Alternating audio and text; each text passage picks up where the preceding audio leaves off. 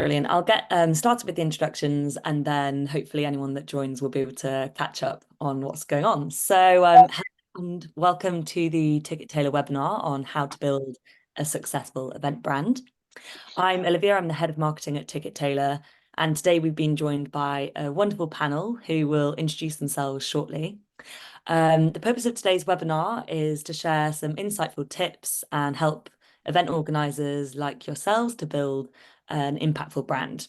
And we'll be talking about how this can translate into ticket sales as well as repeat custom. So it's all about really helping you guys make your events even bigger, even better, and even more successful.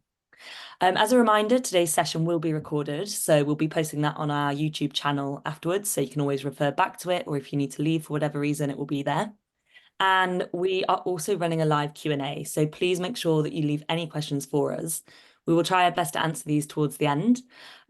So now I'll hand you over to the panel. So Karishma, are you able to introduce yourself? Of course. Hello, everyone. So I'm Karishma. I actually work with Olivia over at Ticket Tailor. I'm the designer on the team, so I'm in charge of all the creatives that go out and in charge of, making sure our brand looks consistent across all different platforms that we're on. And I'm also slowly moving towards a bit of the brand space, so working on shaping our brand so that it's more accessible for our potential audience and our existing audience as well. Brilliant. And Rishi, I'll hand over to you now. Hey guys, my name's Rishi. I'm the founder of Two Dudes Digital. We are a group of 12 now, and we primarily work in the hospitality space in London. So it's bars, restaurants, alcohol brands, and we work with some of the funnest bars and restaurants out there. And then also we do some events, especially in the summer and winter period, which we use Ticket Tailor for to do all our ticketing. And I'm all about food and drink in the kind of London space. We do anything to enhance your digital portfolio, so social media marketing, paid marketing, influencer marketing, web design, SEO, and a bunch of other bits I can't even remember right now. But yeah, it's good fun. Brilliant. Yeah, I was going to say you're really an expert in many fields, which is exciting to have you today. And also to Camille, please, can you introduce yourself? Sure. Hi, everyone. So my name is Camille. I'm based in Paris. I'm French. If you don't understand or if I make too much mistakes, please just tell me. So I'm the founder of a children's museum that is called La Maison des Histoires, which translates as the House of Stories. So we welcome children between 0 to 6 years old. And the purpose is really to foster the will of reading for the little ones. So we have an exhibit space where children can literally enter books and play inside the books. We also have a very nice story time. And we opened in June and we are using Ticket Tailor. So very happy to be here today. Brilliant. And thank you for that introduction as well. So thanks to our panelists for joining. As a quick reminder, before we get into the depth of the conversation, we do have the live Q&A. So please keep your questions coming and we will answer those as we go, as well as at the end. So in terms of the structure, we're going to kick off with a success story from Camille, all about La Maison de Histoires. And then I'll hand over to Rishi after that. So let's get started with Camille, where she'll be sharing kind of how the brand has been launched and developed. All right. So let me tell you a little bit the story behind this museum. So children museums are not very developed in France. It's far more popular in the US, in England, I believe, in many countries, actually, in Scandinavia. But we are not very, we don't have so many in Paris. We just have one that is about science and one about art. But that's pretty much it. And we are always looking as parents for activities to do with our children. And there's not so many propositions for small children. I think that French people tend to find that a perfectly good children is actually a mini adult. So we don't have so many kids-friendly addresses in Paris. That was really missing. And I wanted to create a space that would be very welcoming for families. Paris is a historical city. It's very dense, it's very packed. So when you arrive with a stroller anywhere, you're kind of an inconvenient. People are a bit like, huh, oh, okay, where can we put the stroller? And I don't know, kids always seem to be like a bit disturbing. So we wanted to be very welcoming for parents. I mean, parents of small children are like structurally tired. So we wanted them to feel like very welcome. And also we wanted them to have this feeling that what was happening there was educative and positive for their children and not only fun. And so when I found this example of children museum about literature in Scandinavia, I fell in love with those museums, and I was like, this is incredible. Why don't we have this in France? So I tried to export this concept to the French market. And so the project is launched. So my partners in this project is a very famous publishing house in France called L'École des Loisirs. They have 100 years old already, and they publish most of the like best children's book authors in France, and they also translate English books and American authors and Japanese authors. And so we decided to do this project together. So in the House of Stories, people will spend an hour and a half. It works by sessions. You have to book for one session. And during this time, you can visit the exhibit with your child. You have a very nice story time and access to a little cafe. So you can have at the same time a very good cappuccino, educative time for your children, and a story time. And all of this is inside Chantelivre, which is one of the oldest bookshop in Paris, and it's actually the oldest and the biggest children bookshop in Paris. It's really beautiful. So it's really like a whole moment for the parents to cross this beautiful bookshop. The House of Stories is like a kind of a hidden door at the back of the bookshop, and then you enter the small cafe, and you can have very good pastries and cafe, and then have fun with your child in the exhibit. So people really like it. We opened in June. I was telling Olivia, preparing the webinar, that we worked a lot on the brand, because actually it was kind of nice. Like Ticket Tailor spotted us. We were just using their tool, and there was like, hey, we really like what you've done with our tool. Like, how did you custom this and that? And it's true that if you go on our website, we designed this small character. It's actually a lock. So it's really the idea of entering the House of Story through this lock. And we try to really create an atmosphere with the brand that is chic and fun. And so we try to customize also the ticketing side.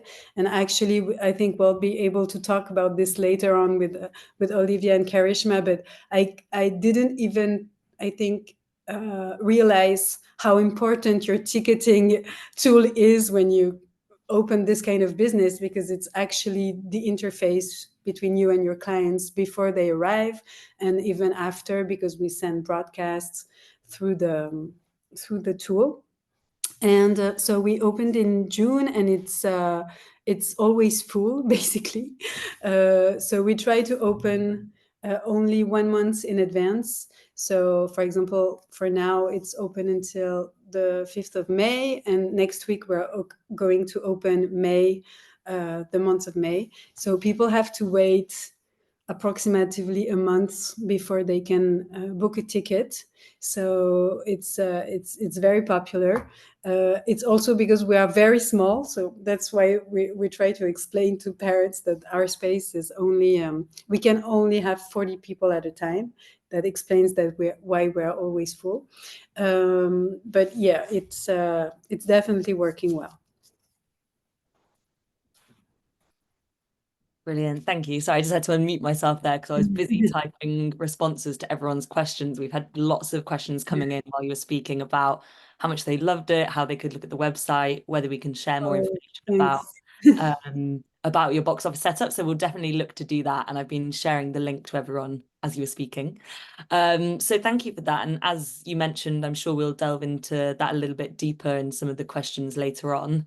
But before we get to that, Rishi, would you like to also explain a little bit about how you're helping event brands to build themselves and to sell as many tickets as possible? Yeah, no, so I come from a very different side of things where I started very content heavy when we started this company, Two Dudes. And it was all about how we can make some really good looking content to attract people, to get your brand awareness out, more reach, more likes, and all of that. And something we still heavily concentrate on. But now we've quite switched to a data-driven approach.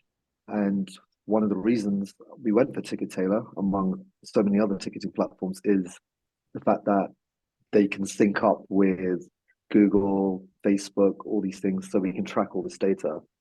So I'll talk to you about one of our summer events, which we're just now looking into getting up running. So it's very much on the foreground of my mind, called Cocktails in the City.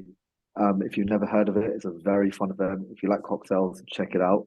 So Cocktails in the City, it brings 20 of London's best bars into a small intimate garden where you can come for 4 or 5 hours to try a bunch of different cocktails. There's a few experiences, cocktail masterclass, ice carving, live music, a few other things. Great event. Now, obviously, a great event doesn't mean ticket sales. So we have to work many wonders and mysteries to try and get it out there and compete against so many other people. So this is why data-driven approaches are really good. So what I mean by that is we obviously have a budget in mind, and then with that budget, we're testing many multiple things. I love and believe so much in paid media, so Facebook ads, Google ads, anything like that. For this event especially, we use Facebook ads, which is Facebook and Instagram, and we create so many content pieces that work within our brand. This fun, like group-filled date night event that happens in the midsummer, and create loads of content pieces around that. And then once we have that, we have so many different talking points: date night, group activities, a corporate day out, something to do with the family, something to do kind of just if you want to day drink instead of going out late in the evening. Excuse me. And we create all these different talking points, create all these social assets from them, and start setting up different kind of ad sets, as they're called in Facebook Ads Manager. If you're not familiar with this stuff, please ask a few questions. I'm sure I can break it down a bit further. I might be talking a bit too far ahead. But then through kind of an paid media approach, we can start analyzing what content does really well. What content do our target audience really connect with? Because I always go in thinking that this is what people on the other end want to see from my brand, when actually it's completely something else. It could be a dog brand we have, and we're talking about, oh, this is the best dog food, but they don't care about that. They want to see a dog playing with a toy with some text in the corner just saying good dog food. And it's this very complex system. So you want to make sure you have so many different talking points, and whichever someone grabs onto and hooks onto, you start producing more content from that. So back to Console City, we did exactly that last year. So I came in 2022, and I came in halfway at this point. So playing a bit of catch up. 2023, we had full control, and we did exactly that. We tried so many different kind of content styles very early on to find the exact ones that worked, which were date night and around the activities and experiences more than the drinks, actually. So we started to create hundreds of different assets that we could pump out to talk about these experiences and to talk about it's a great date night or date day experience to go to as well. And we started to see a flood more of ticket sales coming, something we could track because of the integration between Ticket Tailor and Facebook and Google as well.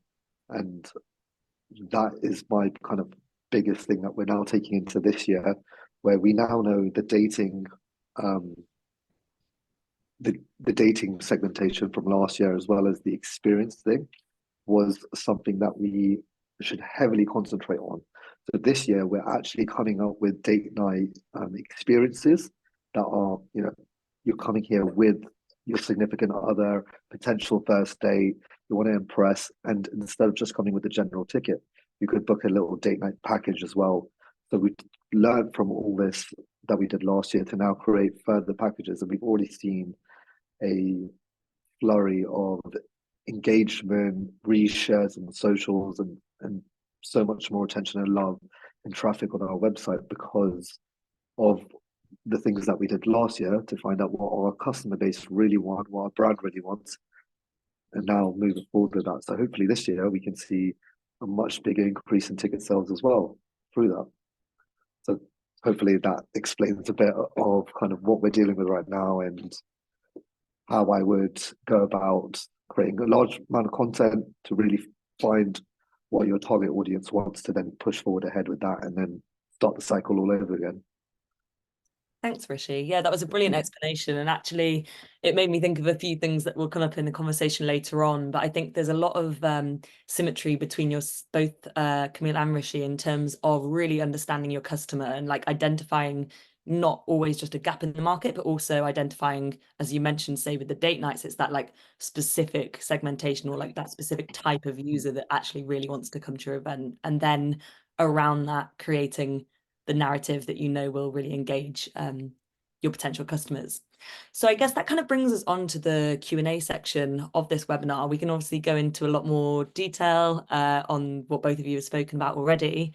But I think it seems kind of natural to go back to the basics and kick things off with kind of what people and what we all think on this call is sort of a definition of branding, because I think for myself, when I think of branding, my mind instantly thinks, oh, well, that's your, colors or your logo or the way that people remember your brand.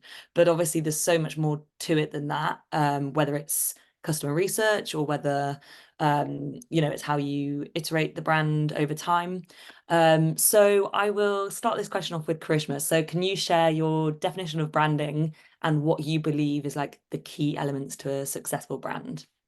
Yeah, for sure. And I think you're absolutely right. I think a lot of people often throw the word brand around and sometimes they talk about like a specific product or, a specific thing. But I would say if we're talking about branding and defining that, it's important to actually understand what a brand is to begin with.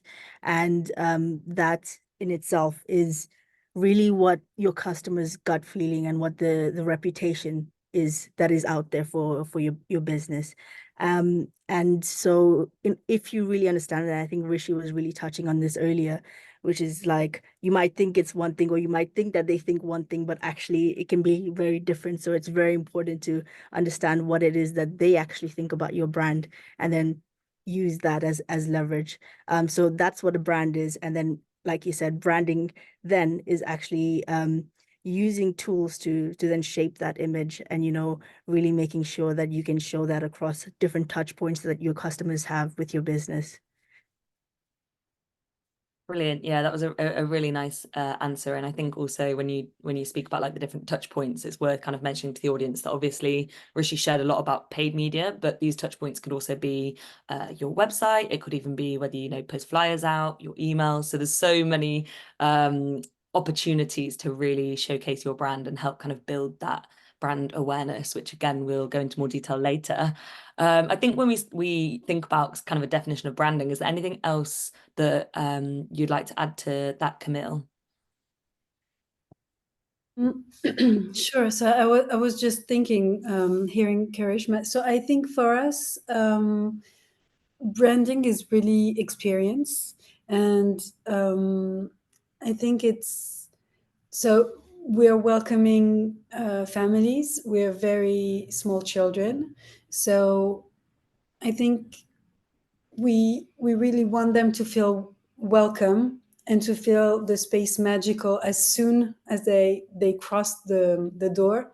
So we work a lot with our team on the floor to be super like smiley, helping. When you arrive with like one tiny baby on the baby carrier and a stroller and you're tired, and so it means a lot, just like someone is helping you, I don't know, take off your bag, or just um, I don't know. We have like everything that, of course, a baby needs to eat, to be changed, to everything. But I think it's so. Yeah, I think the brand is also the how your team is actually speaking with the clients, and this atmosphere should be on all the touch points, as you said. So it's from the email that you received before, to your website, to what you're actually living when you're there. And also I think that for events organizer, I mean, for all businesses of course, but for events and recurring events, I think the what people will tell about the experience they had on Google when they go out is super important, of course, in your reputation and the brand you're building. And about this, you cannot really do anything except trying your best for people having a good time when they're there, because then you cannot correct what they write or anything. So it's I think it's what can help is being very clear about what's going to happen for them, and so the experience is matching expectations, because what you don't want is promise things that you cannot keep when people are there. So I think that it's something to do the link with Ticket Tailor that we are working on a lot, is to give the right informations before. So, for example, in the House of Stories, you have to take off your shoes. So we tell people in advance, put your like most beautiful socks, because otherwise people feel super uncomfortable if they have like a hole in their sock for the whole session. Or we saw in the comments that were sometimes negative that people thought that they would have like a beverage that would be offered in the ticket. And we realized that in the broadcast, we were saying that you could have access to the coffee space during your time. And we thought, oh, maybe in the broadcast, we give the impression that it's not only access to the cafe, but maybe that you will have I don't know, beverage. Maybe people can feel that it's offered at this moment. So we try to rewrite the broadcast that they received before, so they have the right information. And I think it's crazy how much people need information before they attend to your event. And every time we have misunderstanding with clients, we try to think, did we give the right information before? Can we correct it? Can we give more accurate information? And I think that the more precise you are, then the more they are happy with what they're getting, because it's close to their expectations.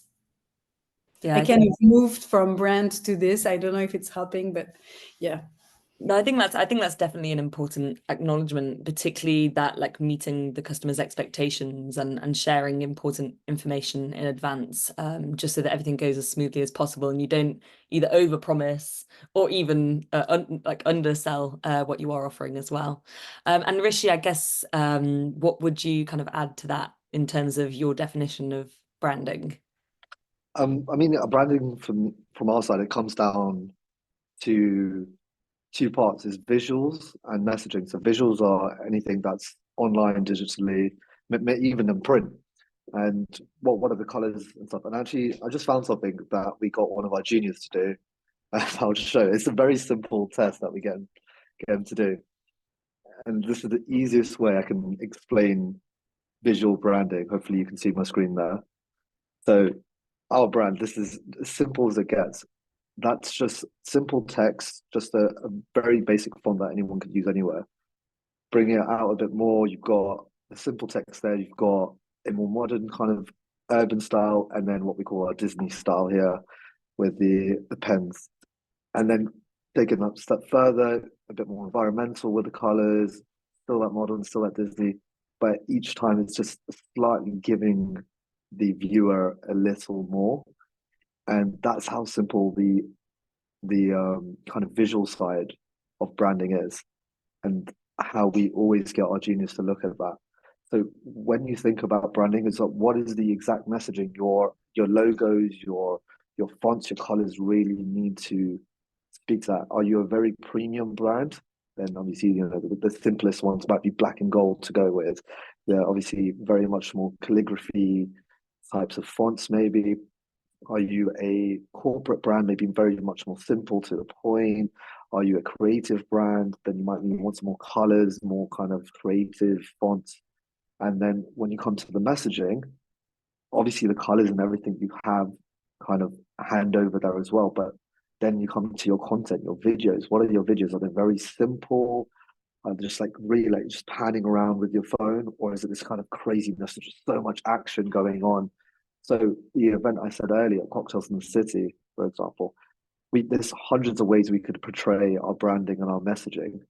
Do we want it to be a very chilled event for that might be targeted to an older audience? Do you want it to be like a more like full-on event, much more energy that's targeting young audiences? Do we want to maybe show off both at the same time, but to different people, using paid ads or social media or so on? And that's what kind of branding is and how we think about it. It's the visual side first, and then how we want to portray and message it to the rest of the world afterwards as well. Yeah, I think that's a really good point, particularly about like the use, even if you look at, say, the use of color or font and how kind of that evokes different feelings in different people. And actually this, before we move on to our next question, this actually segues quite nicely into speaking about Camille, about Le Maison de Histoire, about the colors and things you've used on your website. I'd love for you to share a little bit more about how that creative direction came about. In terms of, if nobody's looked at the website yet, I guess to give people an idea, there's like really nice colors. There's green, yellows, pinks, reds, that all kind of a really good use of primary colors, and the illustration that you spoke about earlier. Yes, so first of all, I want to tell you the name of our artistic director, who is incredible. Her name is Valentine Decor. She's based in Brussels, and she's super talented, and it's really her work. So I'll try to talk well about it. But so I think that when she arrived with, I think that the beginning was this character, the Locke character that she designed. And it was so interesting because at first what she showed us was the Locke, and sometimes it's black with the eyes, and it's a little character. And sometimes you can actually see through it, and you can see all the characters from the book going like, behind. And it was really the message of what we wanted to do at the House of Stories, which was just being an open door to the magical universes of books. So we're just a media between the child and his family and the books. But we don't want family to stop at La Maison des Histoires. We want them to cross the house towards the books and continue reading at home. So it's really just this. It was so smart to think of this Locke, because it was really embracing the mission of the museum. And then herself is an illustrator. And what was difficult for our brand is that so the museum is putting in, the exhibits of many books, and all of these books have different authors, different illustrators, different type of images, and already it's not visually super easy to put all those different books and images together. And if we were adding a very strong aesthetic ourselves, then it was just too much. So the aesthetic of the museum had to be inviting, but also capable of just raising itself behind the books, and just be a frame for the books and the work of the illustrators that we are trying to show off. So that was just the question about the brand. And then I think that the character and the colors, and it's very playful, it's cute, it's fun. We really wanted to stay very like gender neutral, so it's not for girls or for boys, it's just for kids. And yeah, I think that's pretty much it. Yeah. Thank you for that. Now, moving on to the next question, I guess I'm going to field this one first to Rishi, but everyone can kind of contribute to that. I'd love to know kind of how you would go about building brand awareness, and if there's any marketing channels in particular that you think, well, actually, this has been a really good example of building brand awareness. Yeah, no, brand awareness, it comes down to really what type of brand awareness you want. So if we go with social media, what's what we call organic social media for a start. So firstly, it's understanding that each social media platform really targets different audiences. Facebook, you're looking at kind of 35 plus, maybe even 40 plus nowadays. If you just start off fresh, most of the people on Facebook still are in that demographic. If you're on Instagram, you are targeting maybe the kind of young adults. People are coming into, the working world, as well as going up to maybe even 35 as well. TikTok is a whole array of mystery, and while you can create amazing brand awareness on there if you get creative and get fun, I wouldn't say it's the best platform for selling tickets though. But it's a great tool to just get the word out, to get people thinking about you and hearing about, oh, what is this brand? What is Rishi's brand? But selling tickets is a much harder game on TikTok, especially because of the demographics that go on there. So I would say the best way to do it is to really kind of hit as many things on the, like you can as possible. So if you can do Instagram, if you can do Facebook, you can do TikTok, then do it all. There are so many platforms out nowadays where you can connect all your social accounts together into this one place, upload all your content, and then it shoots it out to everything, especially if it's video. TikTok obviously is primarily a video app. So you've got that, you've got Instagram Reels, YouTube Shorts, Facebook Reels, probably a few other platforms, Pinterest as well. You upload one video to a platform like that, and then it'll send it out to kind of all these platforms simultaneously, which is great because you're getting that one piece of content out as much as possible. Obviously, there's a lot more you need to then do to then figure out which platform works best for you and kind of really push on with that platform more than the rest, especially if you don't have the biggest budgets to concentrate on every platform, which can be a lot. But I would say social organic is the best place to start. If you then have budget to do paid media, definitely put, like, you see that boost post button. Boosting posts is what I would call level one entry of paid media. So if you could put some spend behind that, £5 a day, £10 a day, boost your post out, get people to your Instagram profile, it really does push it out, and you'll start to see followers and engagement rise on that post. If you have bigger budgets, like £500 a month or more, then definitely look into Facebook Ads Manager, Facebook Business Manager. That's where you can really create some noise, get the brand awareness up, and then start pushing ticket sales as well.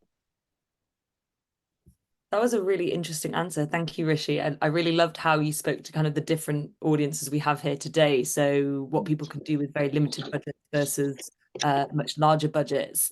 I think I particularly enjoyed as well the tip that you can obviously use scheduling programs to essentially save you time. So get that video, Yeah. get content out in various places, and that's a really good place to start and maybe understand which platforms your content performs best on. So thank you for sharing that. And Karishma, what would you like to contribute to this in terms of how you could go about building brand awareness? Yeah, no, I think Rishi definitely started with a good point on like actually making sure that you get yourself out there and across different platforms as well. And I think I think when you really think about brand awareness, you have to also realize that there's so many other brands out there that are fighting for people's attention, and it's all happening at the same time. So it's so important to stand out, especially in your industry. So look at your competitors and see how you can do things differently and really stand out amongst them, because that's what's going to get people's attention. And that's what's going to help them learn more about you. So I think there's like this sort of these different stages of brand awareness, where first, people might be able to actually like recognize your name, and then they'll be actually able to like list you out in a group if people ask you to, say, do you know any events that are uh jazz clubs, or I don't know, that sort of thing. Um, and the best place you get to is being the brand preference, right? Being the one that they want to go to all the time. So definitely look at how you can set yourself aside from your competitors, so that you actually do stand out amongst the crowd. Because, like I said, there's just so many brands out there trying to get your attention at the same time. So it's really important to stand out. Yeah, I really agree with that. And I think to build on that as well, there's something to be said about consistency and consistently like maintaining that kind of visual identity, or consistently maybe figuring out what messages really resonate. And the more you use them, the more memorable it will become as well. Camille, what would you like to add to this question? I think they pretty much said everything I would have said. I think also you can again, especially if you're doing events and recurring events, trying um, to federate your audience about your brand in the session. For example, for us, for story time, we created some songs especially for La Maison des Histoires, and the kids love it. So it's great because when they come home, they keep singing the songs, and then the parents write to us like, we didn't get all the lyrics. Can you send the lyrics again, because he keeps singing this? Or just, they're just saying like, now it's part of our reading ritual at home. Like he's singing like Histoire, Histoire, like we do during our storytime session. And I think it's so powerful for the brand. So now we just recorded our songs. We're going to be able to put them on Spotify like next month, so the kids can keep hearing the songs at home. And it's not something that we thought we would do at first. It's more like building on something that, you never really know what people are going to like in what you offer. Like your proposition is multiple, like you create a decor and you create a menu, and you tell your team to say this and that when people arrive, and then you offer this kind of game and installation. You don't really know what people like while they're there, and sometimes you're surprised that they keep telling you about the same things. And but then if you listen, you can build on that. And I think that, for example, that's what we're doing with the songs. And yeah, that was just my input on this thing. Yeah, that was a very a great addition to the conversation. I really love the fact that they'll be on Spotify. And I think that you touched on the very important point of like, obviously there's lots you can do outside of your events, particularly in advance of your events in terms of getting the reach. But actually you mentioned a very important point of at the event itself, what kind of moments can you really create that will continue past your event. And I guess that also makes me think about, what marketing can you do after your event, especially when you have a recurring event. So for example, I know that Cocktails in the City has been running each summer, so it makes you wonder, like, how can you get that audience excited for another year and get them coming back? And I suppose for yourself as well, you're selling out all your time slots, so how can you get parents to keep coming back for more? So I think that was a really, really nice point. Thank you, Camille. And I suppose one is probably a bit of a quicker question, and it would be great to see what you all think in terms of how you can measure brand awareness. I know at Ticket Tailor, there's a couple of things we personally do. We look at our website traffic, we look at who's coming directly to us, so who is kind of thinking our brand without kind of that initial research. But obviously there is a number of different ways. So again, I'd love to kick off with Karishma on this one, in terms of how you would consider approaching measuring brand awareness. Yeah, for sure. So I think, like you said, there's a lot of different ways that you can do it. It definitely depends which platforms you're on. So I think there's always very helpful analytics, especially if you're starting with social media, to look on there and see how many people are visiting your social media page. Is that number going up? How many people are sharing your content? Is that number going up? And really just tracking that. I think that that's really important in being able to measure your brand awareness. And then also, if you're an event specifically, I think a great way to do that is just seeing like how much traction are you getting, to your ticketing page. Like, is it coming in quite organically? Do you feel like you have to put a lot of spend behind it? Do you really have to push? So I think those are some initial ways that are really good to measure it. And I think it's one of those things that really depends, I guess, case by case. It depends what sort of platforms you're using and things, but definitely starting with analytics I think, is a great way to go. Yeah, brilliant. And Rishi, what would you add to that? Yeah, so in terms of was it measuring brand awareness? Yeah. Yes, yeah. Yeah, but so I mean, there's a very complicated answer for this, and obviously we deal with over 80 brands at a time, so we've got a whole bunch of systems running and funneling through things. But the two simplest things are your individual social media platforms. So I truly believe data is king, and knowing your analytics and how things have progressed from one month to the next is such a big thing. So what has increased, what has decreased, why do you think, to the best of your knowledge, they have? And it's start jotting those numbers down and then see if you can improve on that for the next month. And does the things that you're targeting change? So if your comments are down and you've started to push more and getting people to comment, have they gone up? And checking those things. So on the social media apps themselves, you can see the analytic dashboards and very easy to look at there. There are loads of systems out there where you can look at it in a much more pretty picture, but obviously you have to pay for a lot of them and might not be worth it. The other one, the big boy itself, Google. Google is the master of data, and if you've got a website, make sure you've got Google Analytics connected to your website, and then it's just understanding your traffic acquisition, as it's called. So the main kind of traffic acquisitions are organic search. So that's anyone who finds you through just organically typing, "Oh, best place to eat in London," otherwise known as SEO. If you hear that word all the time. Then you've got paid search. So someone finds you through Google Ads, email marketing, organic social, paid social. I'm probably missing one or two, but those are the main traffic acquisitions. When you can see on Google Analytics where people are coming to your website the most, who is buying the most from those traffic acquisitions as well, then you can really see, oh yeah, these are the ones I need to target more of. I'm very low in this area. Maybe I should try and put a bit more spend into that area to pump that kind of source of people in as well. And yeah, so Google and your social media dashboards basically. Brilliant, thank you. I'm very conscious that we've only got 15 minutes left. I don't know where Oh the time gosh, yeah. seems to go. So I thought it'd be a good chance to answer some of the questions that have been coming in that I figured would be better than me typing a response. So the first of which has somebody, this is a question in from Andrew. He has asked, how early should you start pushing your events? For example, is there a best time to launch? His example is, 1 to 3 months before an event.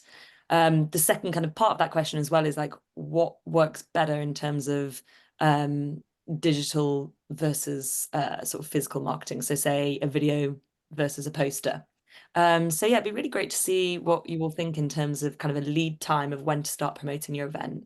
Rishi, can I ask that one back to you? Yeah, no, so you say, for example, 1 to 3 months. Well, I think it's very dependent on how big an event you have. So do you have an event that you're selling thousands of tickets for, or is it an event that you're selling 50 tickets for? So for an example, we at one of our bars, we're running a bottomless brunch next Saturday. We haven't even started the marketing for that. We will start it probably, hopefully tomorrow. And we only need to sell about, I think, 30 to 45 tickets, something like that. So we got about 2 weeks, something like that, to push. We've already got people have already come, we got content, so we can reuse it and quite quickly get it up. Whereas likes of Cocktails and City, we're selling thousands of tickets for 3 separate months in the summer. So we want about 5 months, ideally, of kind of month of planning and then 4 months of pushing. And then that kind of fifth month is when the event will go live itself. So ideally, you're giving yourself as much time as possible to even pre-promote before the tickets come out. And then you can promote just saying, oh yeah, sign up to our newsletter, get ready for it, the tickets to be launched.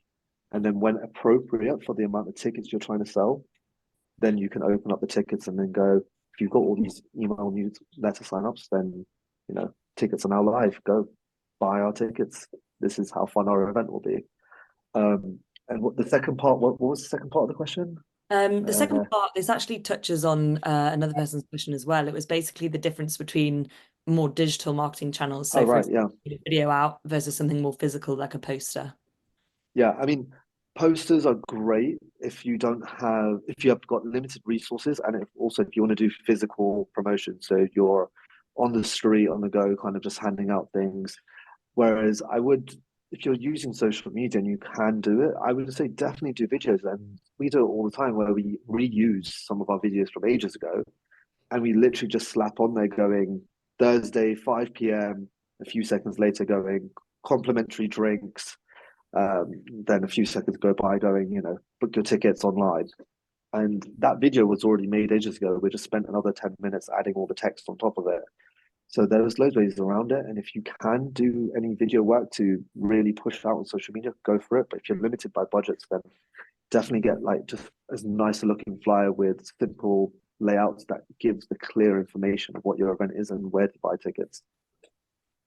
Yeah, that was a great answer. And I think it's worth mentioning to everybody watching live now that we did actually do a webinar last summer on social media marketing specifically. And we went into loads more detail on that about video and the use of video, whether it needs to be really polished or whether it can just be kind of selfie style on a mobile phone. So if anyone wants to read more about that, it is on our YouTube channel and we can share more resources after this.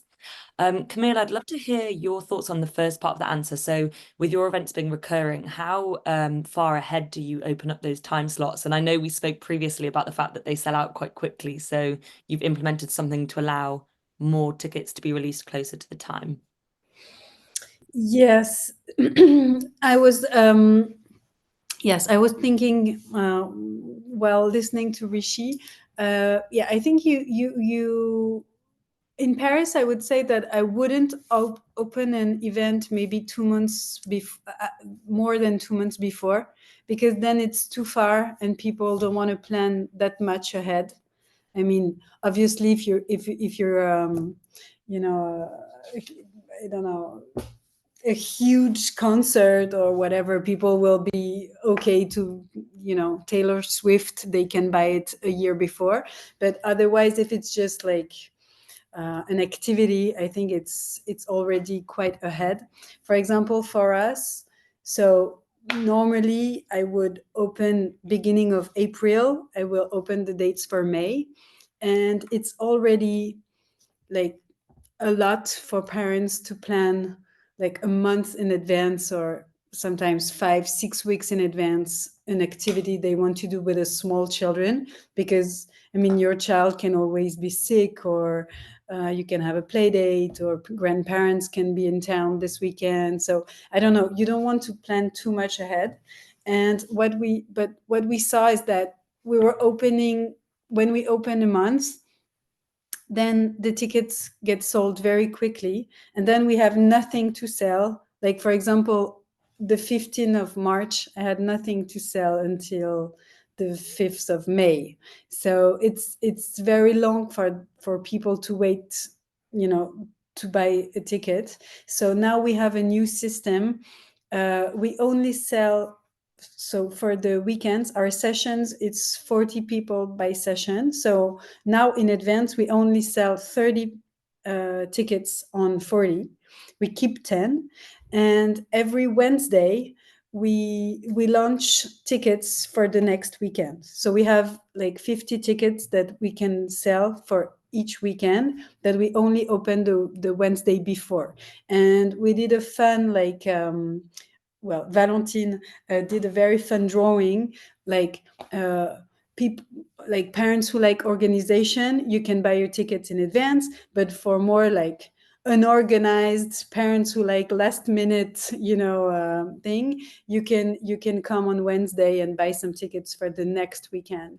And I think that was very much appreciated by our audience, to be able to more like improvise their visit and not only plan like 1 month ahead. So yeah, it's been very helpful, and we have less frustration now that we have this going on. Yeah, I really love that approach to ticketing. And I suppose you're able to do that because you're in the position of having such high demand that you know that you're going to fill up the time slots. There are tons of questions coming through, so I just want to reiterate that we will answer anything after the webinar as well. But I think it might be a nice chance now for everybody on the call to share kind of any final tips for someone that is starting to think about their brand and how they can elevate it this year. If I'm able to start things off with Karishma, that would be great. Yeah. So with elevating your brand this year, I think let's go back to like what Rishi said initially. I think, the look that you put out, your visuals is really important. So really take your time with that process before you actually get into designing anything. Do some research, understand your audience, understand what they like, look at your competitors, see how you can set yourself apart, and then go into the designing process and really, create something that is not only, fresh and modern, but, is going to be really unique within your own space, and really help you stand out. I think like that's probably a really big one. And I think I'm going to keep it at that because that's one point that's good enough to go with. Sure, I love that answer. And Rishi, what would be your kind of main tip for people to take away? I think through all the discussions you had, it's really figuring out what channel works for you best, and spend your time on all the different social channels, and maybe even have a go at paid media. Make sure you're tracking that data, having a look at what's working best, and then push forward with that platform more than the rest. And you should, over a longer period, start to see return. Just obviously, you can make an insight into which platform might do best by knowing your target audience beforehand. But like I say, Facebook for an older demographic, LinkedIn for a bit more business, B2B stuff, TikTok is the whole wild array of things, but great for brand awareness. And Instagram is kind of your young to mid-adult kind of age range. But keep on the data side, track it, and you'll see wonders. Excellent. And Camille, what would be your final kind of takeaway tip for our viewers today? Well, I would go with Karishma in really trying to know your audience, and I think it's, for me, it's a parallel movement. So I think your brand needs to. I think you need to love your brand. So do something that you find great, and take the time also to build it. And I mean, every time we put out a visual or a new activity, like we are very happy about it. So I think that it's important to put something out that you really like and you're proud of.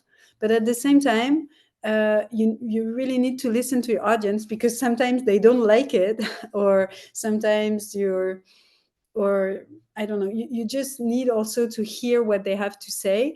And for example, in January, we did our first Google form to we send it out to all the buyers we had since the beginning, and we asked them a lot of questions about what they liked and in their experience, and before and during and after, and we were so surprised about with their answers, and it was so much fun to read. Like, for example, a big concern that came out is that parents actually want the sessions to be super well adjusted to the age of their child. Like, if they have a 3 years old, they are not super happy when they have babies around, or like 6 year olds around. And I was personally surprised, because I thought that a good service would be to offer families to come with all their children's, And sometimes you have a 7 years old, a 3 years old, and a baby, and they could come, with all their children together and have only one activity. And after reading them, I was like, oh, actually, we need to have more like baby sessions, and only 3 to 5 sessions, and 6 to 7, and you don't always know what people want. So I think it's good to ask and listen and try to adjust.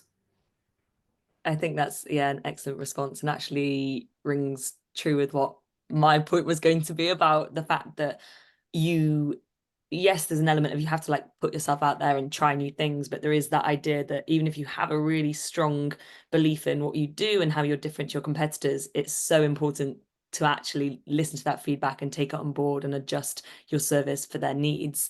I think the other point that I really enjoyed today was the point that not only is it important to look at different channels that you can build your brand on, but also those various touch points across that whole customer journey. So whether it is the first time they visit your website or the first event they attend. And we've actually had a really nice comment from somebody called Janet, who organizes historical tours with food and drink.